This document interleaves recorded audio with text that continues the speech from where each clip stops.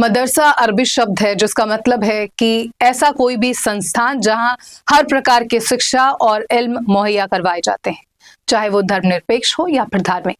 लेकिन जब भी मदरसे का नाम आता है तो आमतौर पर लोगों के दिमाग में ये छवि बनती है कि कुर्ता पैजामा पहने कुछ उलेमा मुस्लिम बच्चों को उर्दू पढ़ा रहे हैं, कुरान पढ़ा रहे हैं।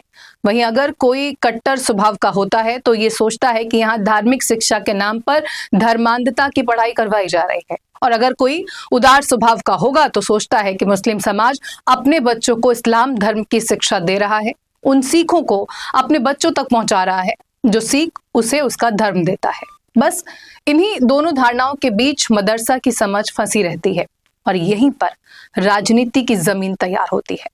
मदरसा को लेकर खासकर भाजपा ने कई बार चिंता जताई है। उनके नेता अक्सर मदरसों पर सवाल उठाते हैं जिसके बाद सियासत शुरू हो जाती है।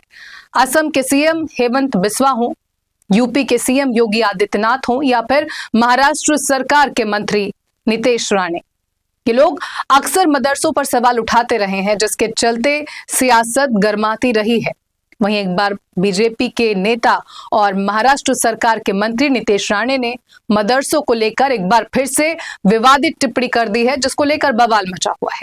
नमस्कार, मैं हूं पूर्णिमा शुक्ला और आप देख रहे हैं 24 न्यूज की खास पेशकश मदरसे में आतंकी। जी हां, नीतीश राणे ने ये कहकर बवाल मचा दिया है कि महाराष्ट्र में मदरसे आतंकियों का अड्डा बन गए हैं।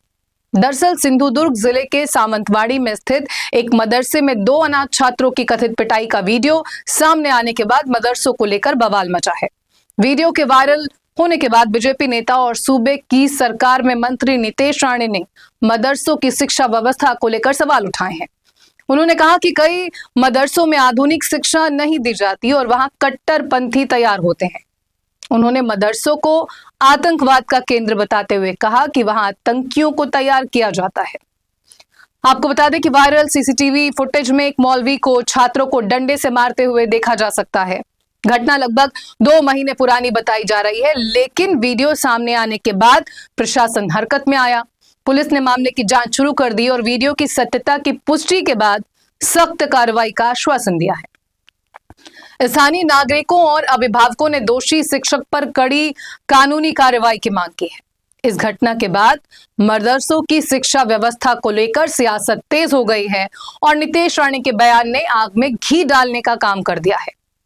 सिंधुदुर्ग जिले के कंकावली विधानसभा क्षेत्र से विधायक राणे ने कहा कि हमें ऐसे मदरसों को बढ़ावा क्यों देना चाहिए। यदि आप कुरान पढ़ाना चाहते हैं तो उसके लिए आपके पास मस्जिदें हैं। मैं मुख्यमंत्री से बात करूंगा और उनसे सभी मदरसों को बंद करने के लिए कहूंगा क्योंकि ये आतंकवादियों के बनने की जगह है। राणे ने यह भी कहा कि वो जानना चाहते हैं कि क्या दुनिया में कोई ऐसा इस्लामी देश है जो हिंदुओं को ऐसे स्कूल बनवाने की इजाजत देता हो जहां सिर्फ भगवत गीता पढ़ाई जाती हो। राणे के इस बयान के बाद मुस्लिम नेताओं की तरफ से तीखा पलटवार हुआ। राणे के बयान पर प्रतिक्रिया देते हुए समाजवादी पार्टी के नेता अबू वासिम आजमी ने कहा कि भारत के किसी भी मदरसे में कोई आतंकवादी गतिविधियां नहीं होती हैं। आजमी ने कहा यदि वो चाहें तो मदरसों में सीसीटीवी कैमरा लगवा सकते हैं, उन्हें वहां रहने के लिए कमरा और भोजन भी दिया जाएगा, वो वहां रहकर जांच कर सकते हैं। वहीं महाराष्ट्र कांग्रेस के लीडर असलम शेख ने कहा कि नीतीश राणे या तो मदरसे से निकले आतंकवादियों के नाम लें वरना अपने बयान के लिए माफी मांगे। हालांकि असलम शेख ने यह भी कहा कि नीतीश राणे को कोई गंभीरता से नहीं लेता, वो इसी तरह के ऊटपटांग बयान देते रहते हैं। वहीं आईएम नेता वारिस पठान ने अपनी प्रतिक्रिया में कहा कि संविधान सबके बराबरी की बात करता है।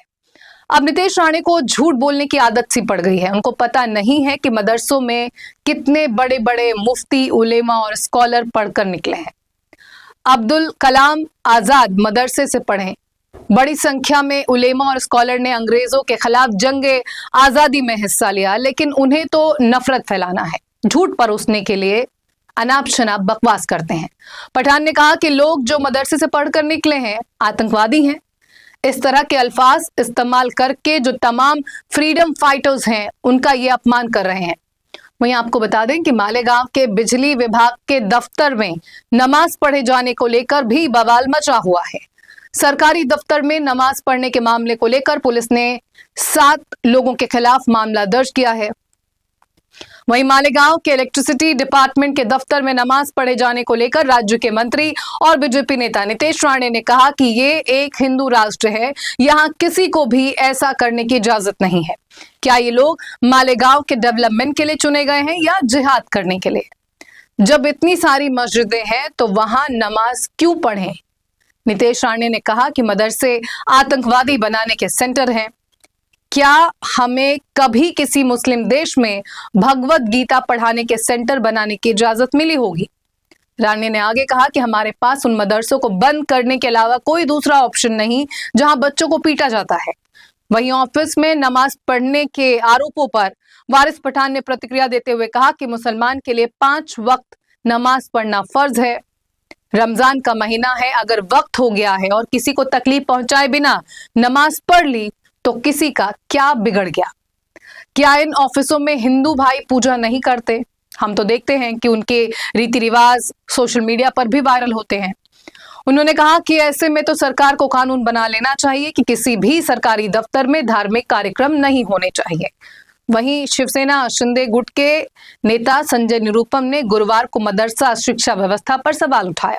उन्होंने कहा कि भारत में कानून, एक संविधान और एक गवर्नेंस सिस्टम है और शिक्षा प्रणाली भी समान होनी चाहिए। संजय निरुपम ने कहा कि स्कूल और कॉलेज, खासकर प्राइमरी और सेकेंडरी स्तर पर ऐसे बनाए गए हैं कि सभी छात्र देश की मुख्य धारा में शामिल हो सकें, लेकिन मदरसों में दी जाने वाली शिक्षा धार्मिक शिक्षाओं पर अधिक केंद्रित होती है, जिससे छात्र भारत से दूर हो जाते हैं। निरुपम ने तर्क दिया कि बच्चों को देश की मुख्य धारा का हिस्सा बनाए रखने, देश से प्यार करने और गवर्नेंस सिस्टम में भागीदारी सुनिश्चित करने के लिए मदरसों की संख्या धीरे धीरे कम करनी चाहिए। उनका कहना है कि ये कदम छात्रों के भविष्य और राष्ट्रीय एकता के लिए आवश्यक है। उन्होंने जोर दिया कि आधुनिक शिक्षा से वंचित रहने वाले बच्चे समाज में अलग थलग पड़ सकते हैं और राष्ट्रीय विकास में योगदान नहीं दे पाते। इसके अलावा संजय निरुपम ने छात्र नेता उमर खालिद का जिक्र करते हुए कहा कि ऐसे युवा अक्सर अभिव्यक्ति की स्वतंत्रता और कुछ खास विचारधारा को बढ़ावा देने के नाम पर ऐसी गतिविधियों में शामिल होते हैं जिनसे देश विरोधी भावनाएं पैदा होती हैं। कुल मिलाकर मदरसों को लेकर एक बार फिर महाराष्ट्र में सियासी घमासान बवाल मच गया है। दरअसल राजनीति की एक महीन बात यह है कि वैचारिक मकसद हासिल करने के लिए वो गवर्नेंस का सहारा लेती है। कहती है कि अगर ऐसा नहीं होगा तो लोक कल्याण और सुशासन के लिहाज से दिक्कत आएगी, जबकि इसके पीछे की बात हिंदू मुस्लिम बंटवारे से जुड़ी रहती है। इस तरह के अनगिनत उदाहरण मिलेंगे जिनकी बुनियाद में किसी न किसी तरह की वैचारिक संकीर्णता है, लेकिन नाम लोक कल्याण और प्रशासनिक सुधार का दे दिया गया है। ठीक इसी बिसात पर मदरसों की राजनीति की जाती है। कहा जाता है कि मदरसों में आधुनिक शिक्षा नहीं दी जाती, धार्मिक शिक्षा दी जाती है। ऐसी शिक्षा नहीं दी जाती जो नौकरी दिलाने में मदद करे, बल्कि ऐसी शिक्षा दी जाती है जो धर्म के प्रति आग्रह पैदा करती है। इसलिए ऐसी शिक्षा का कोई मतलब नहीं। इसलिए मदरसा का अस्तित्व खत्म हो जाना चाहिए। लेकिन क्या वाकई यही बात सच है या सच का महज एक सिरा है जिसे बढ़ा चढ़ाकर पेश किया जाता है? फिलहाल इस खास पेशकश में इतना ही। खबरें N24 न्यूज पर लगातार जारी हैं। बने रहिए हमारे साथ, देखते रहिए N24 न्यूज। नमस्कार।